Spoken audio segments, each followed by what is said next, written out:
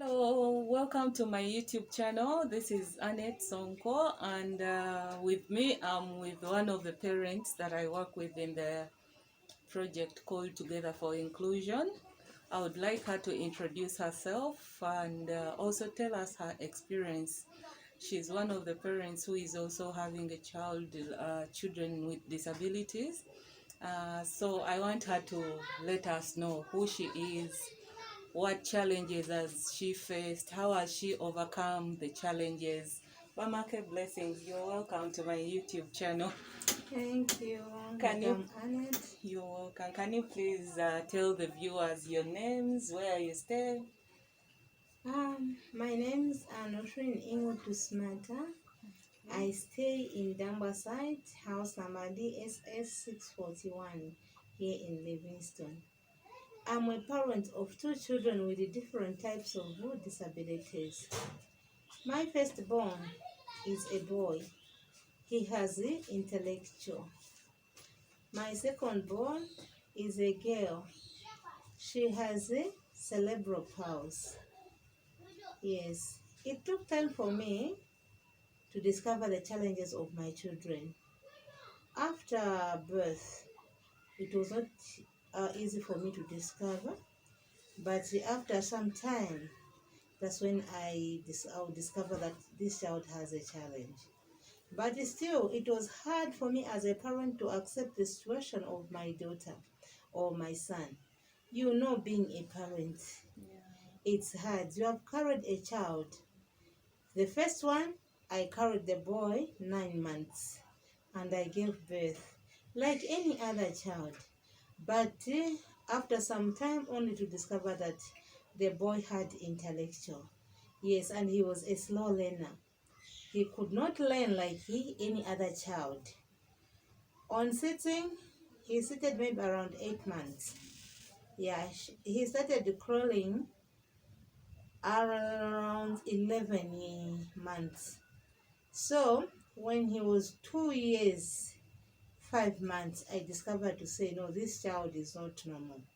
But all in all, God saw me through. I pulled through because at the age of 2 years, 11 months, that's how my boy was weaned from my breasts. Then I started pushing the boy. By then, I didn't know what to do.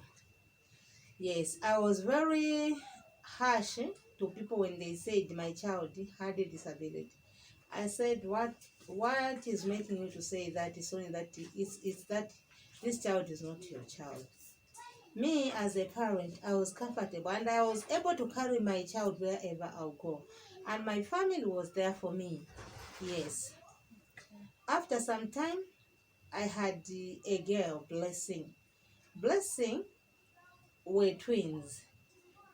At the age of at the time of 6 months, 2 weeks of pregnancy, I gave birth to Blessing and the other girl. The other baby was a stillborn baby child.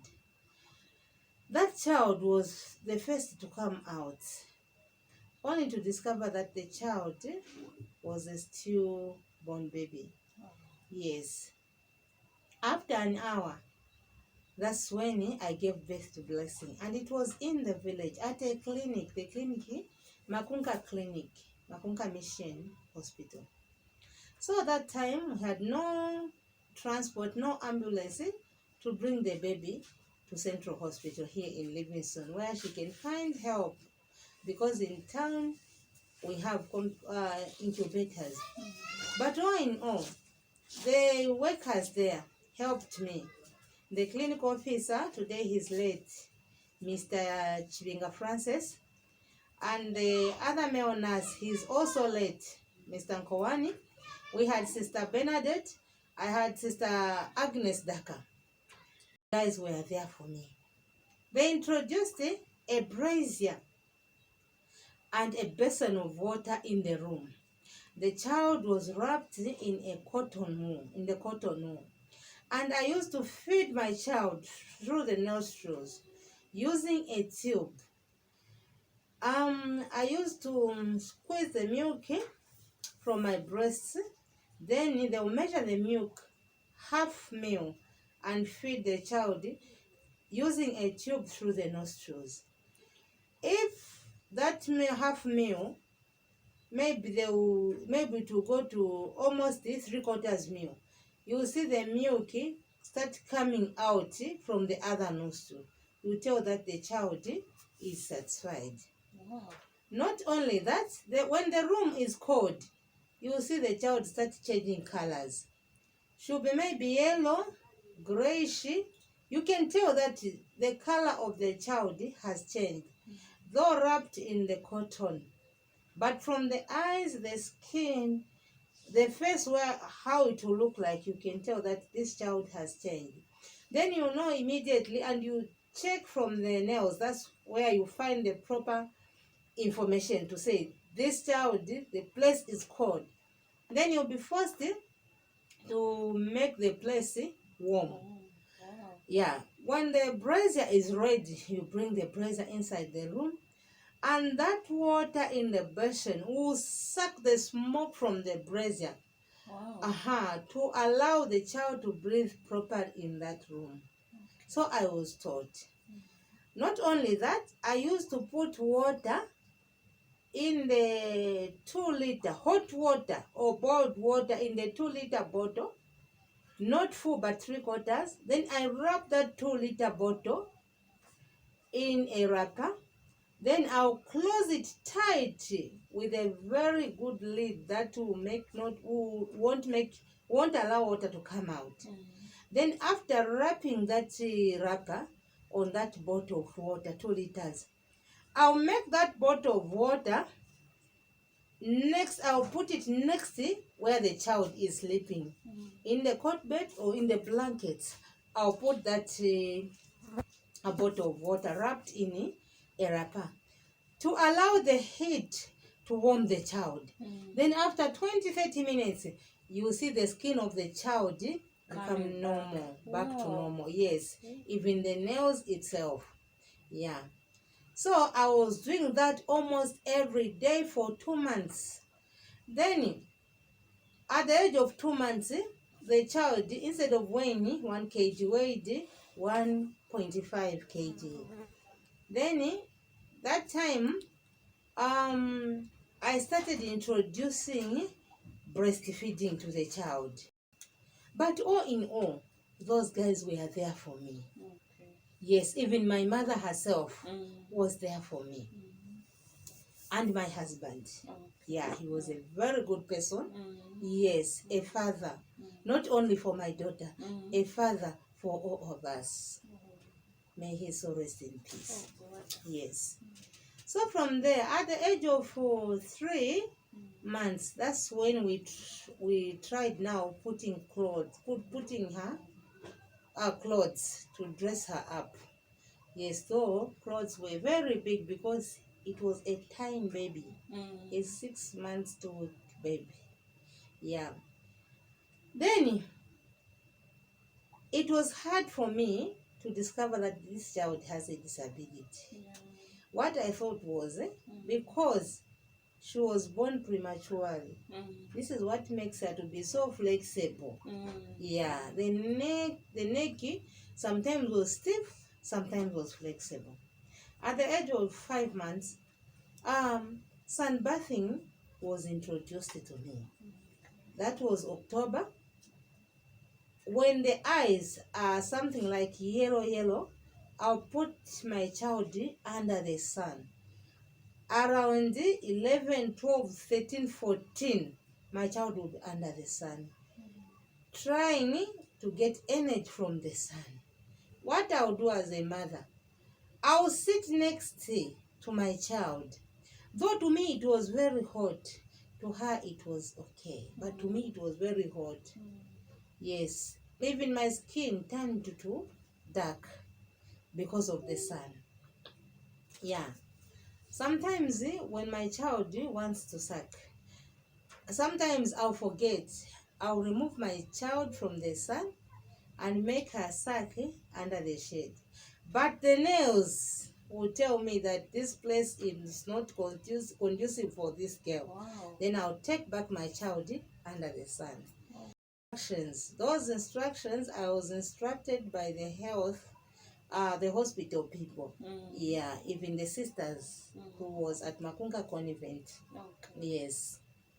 Now, at the age of 8 months, one day, it was around 11, I remember, when my husband came back home, when he was still alive, then he sat next to me. I greeted him. I said, welcome back home. He said, thank you. How is home? I said, home is fine. How is the baby? I said, no, the baby is asleep. Yes, fast asleep.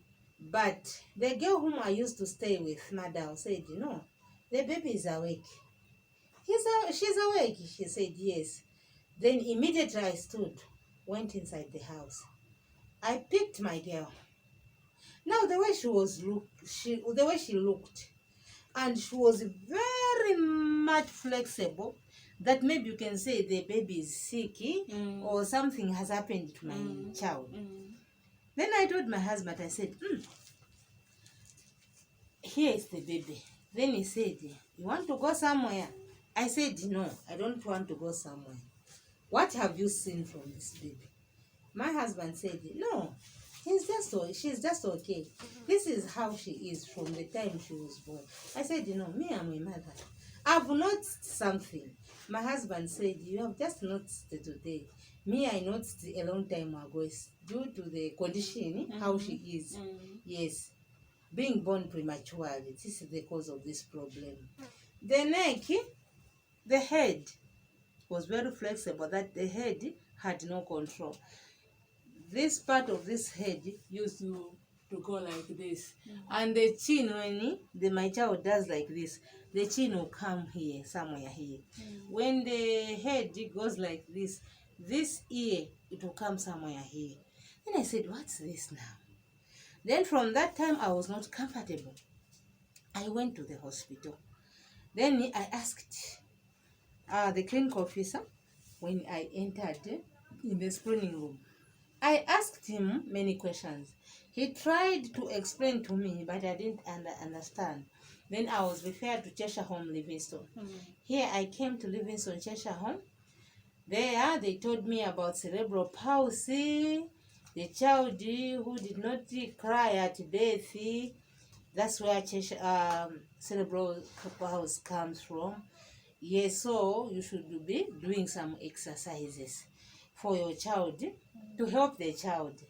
Yes, if you do some exercises, you follow instructions, she won't be the child won't be like a normal child, but still have a challenge, and you address that challenge. I said, okay, but deep down my heart, I did not accept the situation of my daughter. I said, no, God, what is this? This is just too much for me. I lost the other child, and this is what is happening again, this situation. I went back home. I told my husband. Then the following week, I came with the ambulance from Mapunga again for exercises. After some time, they referred me to Central Hospital. They had to see some physician. Yes, they explained to me. Now you know the explanation at the hospital. They won't have enough time to explain everything to you. Then I asked in my language, I said, how do you mean by saying cerebral palsy? You mean that cerebral palsy has no medication? What type of help you can give me? If you know the disease, then you can help me, you have the solution. They said, this one, ma'am, it has no solution. The solution of this problem is only exercises. So you should be coming for exercises. So I used to go there for exercises. Sometimes they make a follow-up to follow me. But it was not only hospital. I used to go from one pastor to another for solution, but it was no avail. From there, I went to herbalist from one to another, but there was no solution. I remember one time, herself told me to say, from today, I don't want, my husband told me to say, from today, I don't want you to take my child to any herbalist. I told my husband to say, you don't know what I feel as a mother. You are a man. You don't normally carry this child on your back. But what I'm passing through, you don't know. So what are you telling me? Just tell me if you are fed up. That's how a parent, a mother should feel on her own child. I carried this child in my womb and I wanted to die with these two children. You didn't accompany me to labor room. So my husband, to avoid quarrels with me, he just said, no, my friend, I'm sorry if I've wronged you. Yes. So we stayed. After some time, when she grew up herself, she said, Mama, from today onwards, I don't want you to take me to any pastor, any herbalist. I don't want. Just leave me the way I am. God knows why. Now, I went to Monze. All these people, they've stopped me going to herbalist to going to pastors. Then I went to Monze now. Monze, I was referred to Holy Family, where I stayed for 6 months. This child, we had some exercises there. We even met Professor Jerris, Dr. Anderson, a lot of doctors, we met them. Yeah. They will examine this child to see how the brain was functioning. Yes. Only to find that the child was normal. It's only physical disability. But I had hope to see my child to be like any other child, but it was not available. So, after some time, my husband died. After when my husband died, I remained with this child. I went through hell. I passed through hell with this child. Some members of my family were afraid of me because of this child. When I go to under 5, if I sit on the bench, you'll find people near me will stand up leaving me alone. They are afraid of the disability of my daughter. So it was frustrating me. Sometimes I won't go for under 5. If my child is sick, I prefer to hide my child inside the house to fear shame from people. Or I'll wake up early morning when people are have not yet gone to the hospital. I'll be the first person. Yes. Now the good part was I knew those people at that clinic and they understood me a lot. I'll take my child either in the night, either early morning. I'll take my child. Afraid of shame. Yes. I remember one time there was a certain lady, if I have not forgotten. We used to joke with that lady, to laugh with that lady. When she was pregnant, by the time when I heard that she has given birth, after a week, I went to visit that lady. I carried some blessings to bless the baby. So, when I was coming from afar, the family saw me. So, they discussed in their family, take the child inside the house. This woman shouldn't see the child or touch the child. You have seen that child she has, how she is. Please, hurry and take the child inside the house. As I was drawing closer, I could see my friend carrying the child entering the house. When I reached there with joy, congratulations, thank you so much. I was given a chair. It took time for my friend to come out from the house. When she came, she just peeped. How are you? I said, fine. How are you? Fine. Congratulations, thank you. I've come to see the baby, our new baby. She told me, I know the baby is fast asleep. Okay. Thank you so much. I'm not feeling well as well. I want to sleep. I said, thank you. I've brought you something.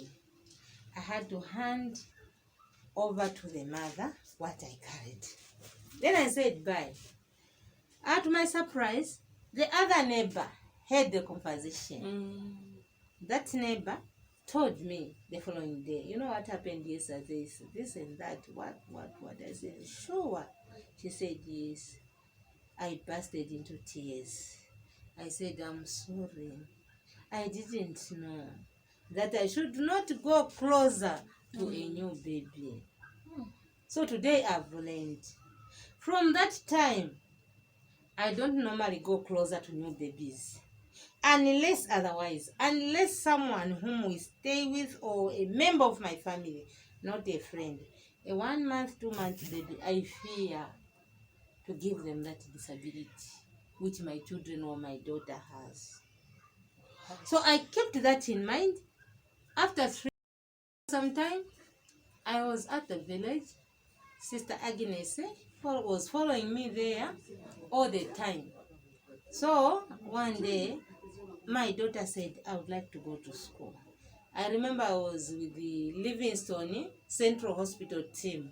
Madam Akende, Likezo, David Likezo, and the group went to visit my daughter. So she was writing down saying, I would like to go to school. So when she sees the others going to school, she'll cry as well. Buy me a uniform, get me a uniform. I want to go to school as well. So one day she told Sister Agnes. Sister Agnes says, promised the girl to say, you will go to school. That was it, Sister Agnes Daka. So one day Daka, Sister Agnes told me to say, you should go to Choma to look for school. Then I went to Choma. I was given some money.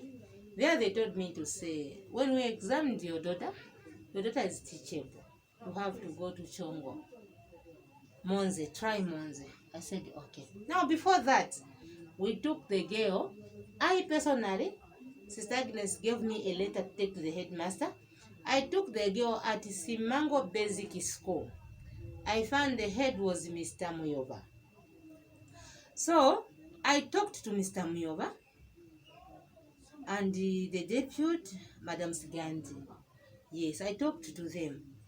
I said, I just want you to accommodate this girl in school, but don't write the girl in the register. I discriminated my daughter. Immediately I went to school because I didn't know that I don't know. Looking to the condition. Yeah. So those guys said, okay, madam, bring her to school tomorrow. The first day my daughter went to school, that day children did not learn well. They were just watching her.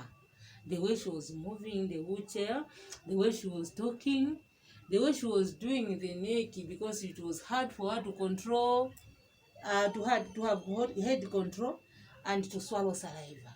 It was hard for her. Herself was very much excited going to school, being in school. But I, the mother, I said, now, how the people are looking at her. Now they're asking, who is the mother? Who is the father? I was fearing that shame. But all in all, I adapted the situation. Yes. That's the most important Yes. thing. Yeah. So, the first day I left her to school. In the evening, I went to pick her from school. Then the second day, the schoolmates, came home. About 6 of them, grade 1s. We have come to pick Blessing. I was very much impressed. They went with the Blessing at school. And they came back with her. Almost a week, 1 month, then they closed the schools. After 1 year, I was encouraged to go to Monze. That's how now, when I went to Monze, I found the school at Chongo and I was told to take Blessing following year. Then in January, I took Blessing to school. With his support from Cheshire Homes. Then when I reached there, it was hard for me to leave my daughter. To leave my daughter, it was very hard for me to leave her in a boarding school. I left my girl in the morning, around 8 hours. 10, 11, I went to town to my buses. I failed to jump into the bus and come back to Livingston. I said, let me go back and check on her. That was around 14 to 15. I reached there. I went to the head teacher. I said, I've come to check on Blessing. Then the head teacher said, have we forgotten something? I said, I'm sure. Then the head teacher said, no, it's fine, madam, you can go ahead. I went to the house parents. I said, I want to see Blessing. They allowed me to enter the dormitory. I found my girl. How are you? She said, I'm fine. I found her with other girls, other colleagues with the disabilities. Wow. I said, how are you? My daughter said, I'm fine. Are you okay? She said, yes. Used my Jando bus coming back. Immediately I reached home, I cried, bursted into tears. Now people, when they are seeing me, it's like I've failed to take care of my child. I've found a place where to throw my child. But all in all was good. I called the school people, the teachers, the matrons, the house parents, even the head himself. They said my girl was fine. Early week before they closed, before she even finished writing her exams, I reached at school. The head laughed. Then after that, he encouraged me, Mr. Chivinga. He encouraged me. He said, Madam, I understand you. You are one of those caring parents. But now what we ask from you, you'll be with us for 3 days for her to finish her exams. Then I said, yes, I'll wait. So I had no time to take Blessing, to bath Blessing, to do what. I was just watching Blessing like this. House parents were doing that job. After they finished writing their exams, before closing, I picked Blessing. We came home. I interviewed my daughter, only to find Blessing was very healthy, very clean, very happy to be in the school. And one touching word she said, if I remember, she commented to say, Mama, I'm very happy in that school because I've found my colleagues who are like me. So that school is inclusive.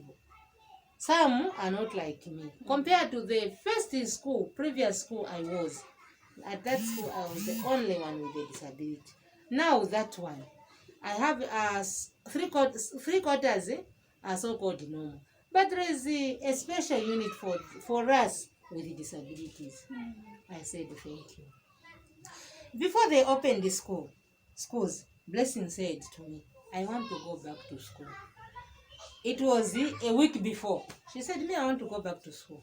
I'm not used to be here. I want to be at school. I said, what?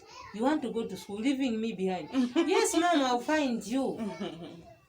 That's how when the time came, that's how Blessings traveled back to school.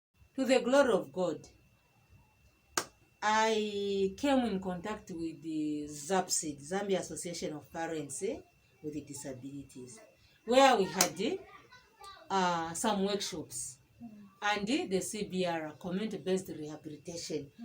They brought in some workshops and the AHDI, Hinchcliffe Disability Intervention. Those people there, they taught us at the age of 17 years. That's how I became to know what caused the disability of my daughter. Yeah. At the time when we were learning, they asked me how Blessing was born. I explained to them. Then they told me to say, prolonged labor normally brings disability to children. And exchanging fluids with the stillborn baby child and the child who was living. So this one who died in the womb, she had 2 weeks dead in the womb, and the same placenta. They were exchanging fluids. This is what caused the disability of this girl. That was the time when I understood that CP, because at the hospital they don't have time to explain all those. But through asking in that workshop, they explained everything to me. Secondly, they said there are some types of cerebral palsy. Some, they have mild cerebral palsy. Some, they have severe. These these disabilities is all cerebral palsy. They have hemiplegia.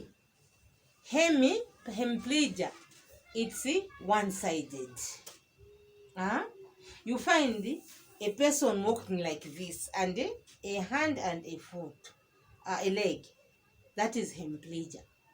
Then they have diplegia. Diplegia, it's this side. Then you find quadriplegia. Something to do with quad is 4 parts. Then this is this part and this part and this part, this part. The whole body. That is quadriplegia. This is what my girl is passing through. So through CBR workshops, I learned. We also had some workshops at Cheshire Homes. But through asking questions, that's how I came to know the cause of the disability of my daughter. And I came to understand her, even to communicate. Contributed more because of mingling with others. I came to understand my daughter. Wow. Yes. It is a very impressive story. I know we can talk and talk and talk, Yes. even up to the next day. Yes. So, Maki Blessings, I thank you that you are one of the strong women who have gone through a lot, and you are able even to explain to other parents who are going through the same challenges that you've gone through. And I appreciate your encouragement, because you are doing a lot in your community. Yes. You are encouraging a lot of parents. In Africa, we still have that mentality that it's the reason why I decided to carry out these clips, because I've worked with a project that deals with children with disabilities, and I got very much inspired from your stories, the parents that I've met. I got inspired, then I was like, okay, if we can't air this to other parents, how will they know? Because not everyone will understand, because there are a lot who are hiding their children indoors. But through these clips, when I share with someone else, maybe one person or two can get motivated and encouraged. Thank you very much for watching. That's what we had for you for this time. Continue subscribing, liking, sharing, and